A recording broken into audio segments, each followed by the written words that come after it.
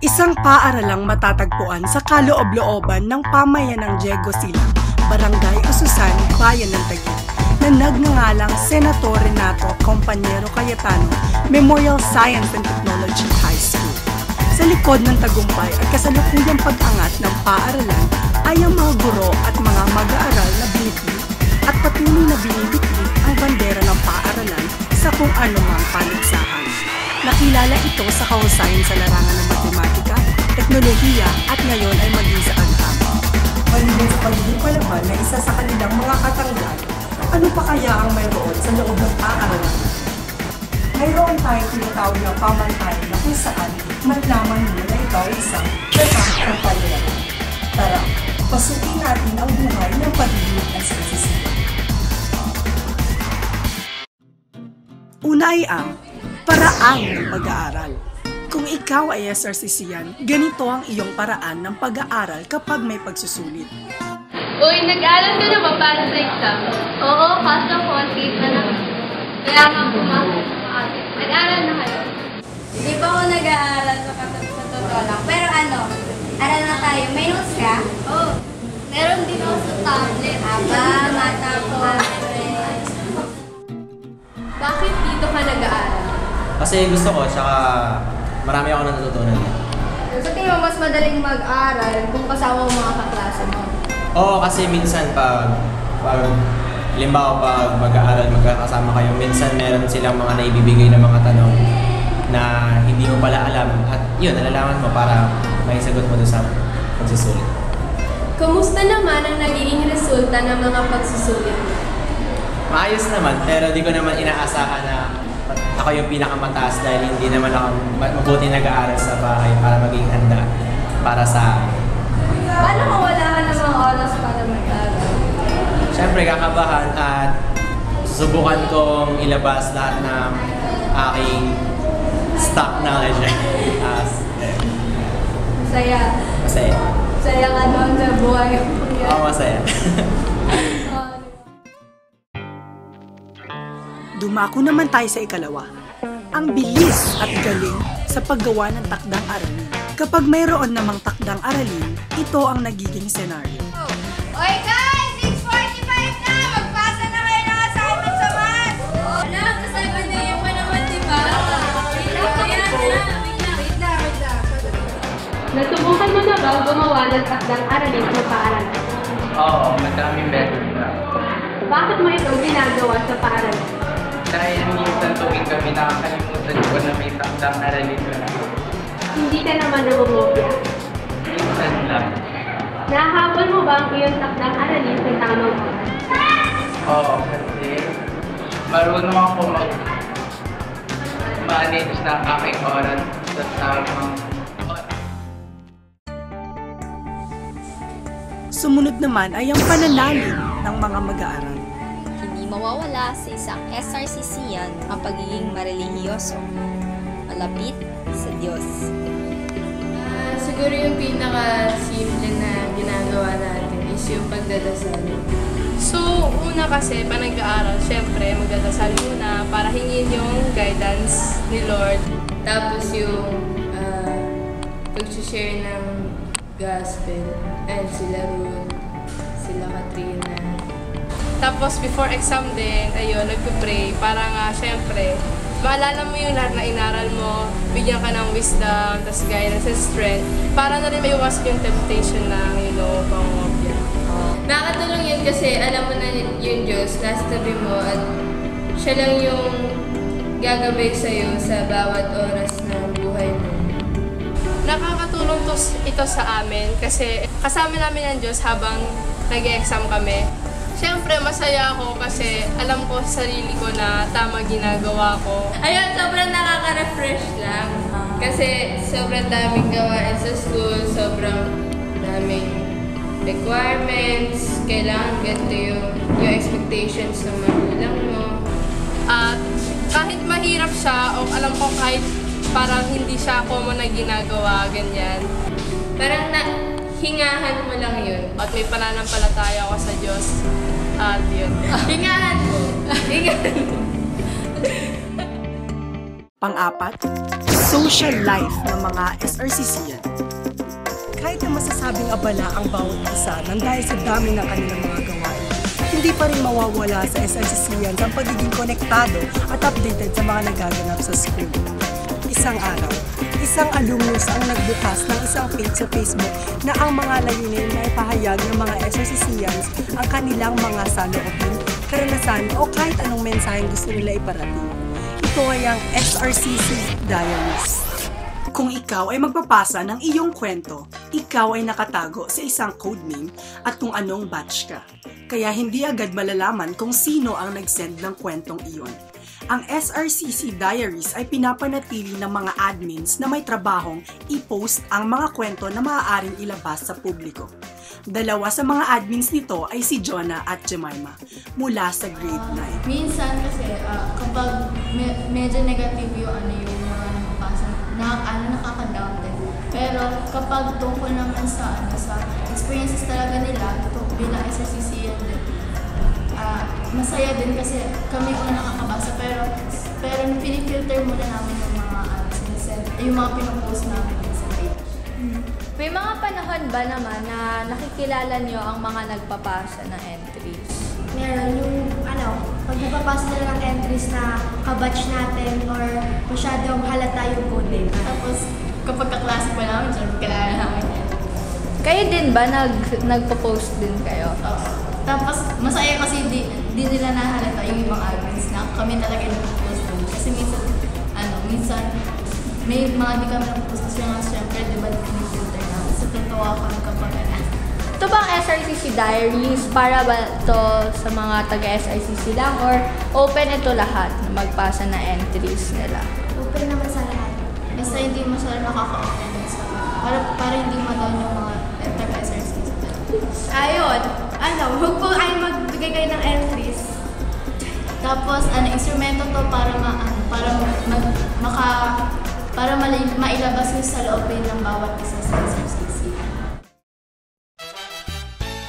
Ang ikalima naman, ang free time ng mga estudyante. Sa bawat buwan, may mga subject na naka-assign na kung saan sa buong buwan na iyon ay dadaos ito. Mayroon ding mga paligsahan na isinasagawa sa buong paaralan. At dahil dito, hindi mawawala ang mga program sa schedule ng mga SRCC. Sa kasalukuyan, mayroon ng 5 programa na dinaluhan ng lahat ng estudyante. Ano nga ba ang layunin nito sa mga mag-aaral?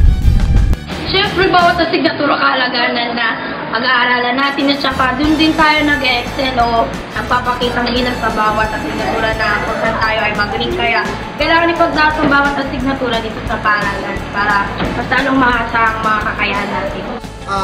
Para magkaroon yung mga estudyante ng pagkakataon para may pamalas yung galing nila sa bawat asignatura o baka malaman nila kung baka magaling ba sila dito o magaling ba sila doon. Tapos pwede para malaman rin ng mga estudyante kung ano yung mga kahalagahan ng bawat asignatura. Yun nga, para mapalawig pa ang kanilang mga kaalaman. Para, kunyari, mas magaling ka sa asignatura matematika o kaya sangkap. Maaari mong ipamahagi pa doon sa mga estudyante para malaman nila na mayroon ka pala kakayahan dito sa ganitong asignatura. At marami pwedeng mga sasalihang mga laro o kung anumang mga sports na pwede ka. Siyempre, hindi rin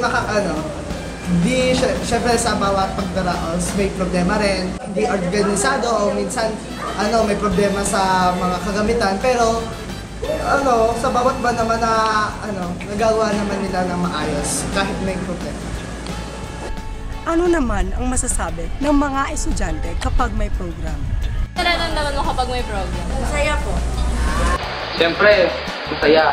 As a student, di ba, tuwing may program, nakita kasi Ma'am Bernape, yung speech niya, arami ko natutunan. Tapos nakikita ko rin yung mga talents ng aking mga classes. Katulad ni Miko, galing kumanta. Si Ligaya, galing kumanta. Masaya natin. Wala, masaya na. Paano nakakatulong sa'yo kapag may program? Mas napapatagal, halimbawa may test of quiz namin sa next na subject, mas napapatagal yun. At saka pwede pa kami mag-review.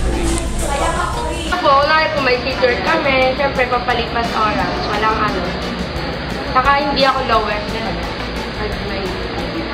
May teacher na may mag-share tungkol doon. Tapos, pinaka-favorite ko na yung program is yung may pumunta ako sa universities. Kasi, nalaman ko, may iba pang schools na pwede ko lipatan. Wala naman na itutulong yung pampalipas ng ano. Isa ka ba sa mga estudyanteng aktibo na sumusuporta sa pagdaraos sa kung anumang buwan? Siyempre, di ba? Walang klase. Minsan may quiz. Same, di ba? Walang klase. Kaya, masaya. Wala naman na itutulong yung pampalipas ng ano. Opo, suportado. Gusto ko nga lagi program na lang. Pwedeng sumusupport ako pero hindi ako aktibo sa kung meron mga kailangan ng participant. Tuwing may papagawin, that's sumunod. Kasi, ayun ang ating tungkulin. Sa kabila nito, makikita sa pang-anim ang pagiging GC, globally competitive ng mga SRCCians. Pagdating naman sa paligsahan, dito natin makikita ang matitinig sa larangan ng siplayan, agham, teknolohiya at iba pa. Simula pa lang sa panahon ni Kevin Yambao ay nagpapadala na ng mga katawan ang Pilipinas sa mga paligsahan sa ibang bansa na nanggagaling sa ating paaralan. Tuloy-tuloy itong pinapanatili ng SRCC at mas ginagalingan pa upang mabigyan pa ng karangalan ang paaralan. Pag pumili ako ng contestant, di ba ilang ulit na nagkakaroon ng elimination. Tapos, may nakikita kong masigasig, tsaka focus siya dun sa subject na yun. Yung iba kasi meron pang kasali sa math. So, siya yung nakita ko na desidido dun sa subject ko kahit naman hindi talaga yung actually na naka-for sa elimination. Strategy, isa lang. Malayo pa yung contest. Tinitrain ko na talaga yung bata. So, ang contest kasi nga ng science, palagi yan na September. So, July pa lang, start na akong mag-review. Every Saturday, naglalaan ako ng oras, kahit 2 or 3 oras, pumupunta ako sa school para magkaroon ng advanced training. So, hindi lang isang libro, madami. Hanggang pinapakabit ako yun sa kanila. Paulit-ulit, hindi na lang talagang kailangan kabitin. Pero dahil sa paulit-ulit na pagbabasa nila, bago magdating yung quiz, alam na nila lahat ng lamanan. Galingan lang nila. Ang paulit-ulit ko lang sinasabi, huwag kang kalimutang magdasal. Bago mag-start yung contest, mahalaga na magdasal talaga sila. Ikapito, ang samahan ng guro at estudyante. Dahil nga sa tagumpay at pagtutulungan ng estudyante at guro, hindi may iwasan na mapalapit ang isang estudyante sa kanyang guro. Sino ang ka-close mong teacher? Si Mrs. Calibara po. Ano ang naging dahilan na naging close kayo? Teacher ko po siya ng grade 7. Mas madali ba makapag-aral at makasunod sa mga aralin sa kanyang subject dahil sa relasyon na meron kayo? Opo, dahil nakakapanghiram ako ng mga libro na kailangan ko para sa subject na yun. Maraming dahilan, no? Bakit mahalaga ang relasyon ng guro sa mga estudyante or vice versa? Una, mas kilala, no? Mas magiging kilala ng mga guro ang kanilang mga estudyante. Hindi lamang sa loob ng silid-aralan o paaralan. Maging yung personal, no? Para sa ganon, kung meron mang pinagdadaanan yung kanilang mga estudyante, is maaring makatulong yung kanilang mga guro. Para sa akin, mahalaga yung relationship ng guro sa estudyante kasi nagpapatibay ito kung gaano kung pinapahalaga ng bawat bata yung pinuturo ng teacher. Isa pang kahalagahan ng relasyon ng mga guro sa kanilang mga mag-aaral or vice versa is nalalaman nila yung hangganan, no? Hangganan ng bawat isa. At the same time, pag sa loob ng klase, merong limitasyon, pero sa labas ay dapat hindi nawawala yung isang magkaibigan. Oo naman, mas madaling magturo kasi mas komportable ang guro sa kanyang mga estudyante at tinuturuan kung kilala niya. Siyempre, di na ako magka-adjust at isang pa, madali ko na silang pakisamahan at madali ko malaman kung ano yung strategy na gagamitin sa pagtuturo. Mas magaan ang pagtalakay, mas madali dahil na-build na, no? Sinasabi natin patungkol sa unang tanong, meron siyang connection, no? Na-build na yung relasyon kasi ng estudyante at ng guro. Kaya mas madaling magturo. Ang ikawalo, ano naman kaya ang libangan ng mga mag-aaral? Sa pagpasok mo sa SRCC, maaari kang mahawa sa libangan ng karamihan ng mga estudyante. Hindi ito COC, hindi rin ang pag-iingles, kundi ang pagbabasa ng mga libro. Isa sa mga tumatangkilik ng pagbabasa ay si Monica, isang mag-aaral mula sa 9 Gold. Sa 30 seconds, magbigay ka ng titulo o title ng mga librong nabasa mo.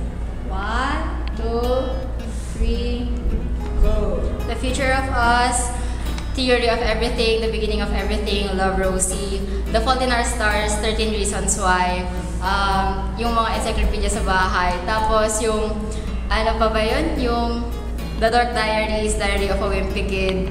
Tapos yung iba pang love stories like Romeo and Juliet sa bahay. And other things na knowledgeable. 3, 2, 1. Bakit palagi ka nagbabasa ng libro? Yun yung kinahihiligan ko simula nung bata pa ako. Masyado lang ako nasirahan sa pagbabasa ng libro. Ano naman ang nagdulot ng iyong pagbabasa? Siguro pag depressed ako o kaya pag nalulungkot ako, yun yung ginagawa ko na parang pampalipas oras ko. Sa tingin mo ba ang pagbabasa ba ang pinakamasayang libangan na dapat maranasan ng karamihan? Oo, kasi minsan nakikita mo yung sarili mo sa mga tauhan ng libro. Okay. At pangalawa sa huli, pangsyam, ang lifetime experience ng mga SRCCians, ang paglilinis. Matangkad, maliit, matalino, o isa talino, tamad o masipag, maging sino ka man, mayroong trabaho siguradong lahat ng estudyante ay naranasan na. Ito ay ang paglilinis. Dito sa SRCC, ang mga hindi sanay maglinis sa bahay ay natututong maglinis, mapawalis, mop, floor wax, bunot at iba pa. Ito ba ang unang beses naranasan mong maglinis ng mas matrabaho o mga gawain na hindi mo ginagawa noon at dito mo lang naranasan? Opo. Ano-anong mga ito? Paglalaba, tapos nilabad ko yung tela dati, tapos nagbulot ako, nagwalis ako, tsaka nagmumap. Nahirapan ka ba sa paglalaba? Opo. Ano ang nararamdaman mo sa tuwing natatapos mo ang trabaho na nagawa mo? Nagiging masaya ako kasi pinaghirapan ko. Masasabi mo bang taga-SRCC ka kung marunong ka mag-floor wax at magkunot? Opo. Kasi every Friday kailangan mag-floor wax siya para magbubulat. At ang ikahuli, oo, huli na. Ito ay ang pagtanggap at pagpapakita ng pagmamahal sa kapwa. May mga pagkakataon na may mga bagong estudyanteng pumapasok sa SRCC nagmula sa ibang science high school. Isa sa mga iyon ay si Gerald Estillero na ngayon ay bahagi ng Section Gold sa siyam na baitang na nagmula sa Taguig Science High School. Ano feeling na bigla kang nag-change ng environment? Although parehas naman na Science High School, ano yung feeling? Well, syempre may pagkakaiba kasi mas na, yung sarili ko, nag-adapt na ako sa Tagsay, pero dahil nga bagong environment, okay lang kasi new start para sa akin. Nakakahalubilo ka naman sa mga kasama mo. Ano ang pinaka-memorable na experience mo sa SRCC so far? Para sa akin yung acquaintance party. Kahit na mainit, at least parang nakakilala ko ng mga new friends. Ang bawat paaralan ay mayroong sariling pagkakakilala. Dito sa SRCC, ang mga natunghayan mo ay ilan lamang sa mga pagpapatutunan na ikaw ay may tatak kompanyero. Ako ay may tatak kompanyero. Ako ay may tatak kompanyero. Ako ay may tatak kompanyero. Ako ay may tatak kompanyero. Ako ay may tatak kompanyero. Ay, may tatak kompanyero. Ako ay may tatak kompanyero. Ako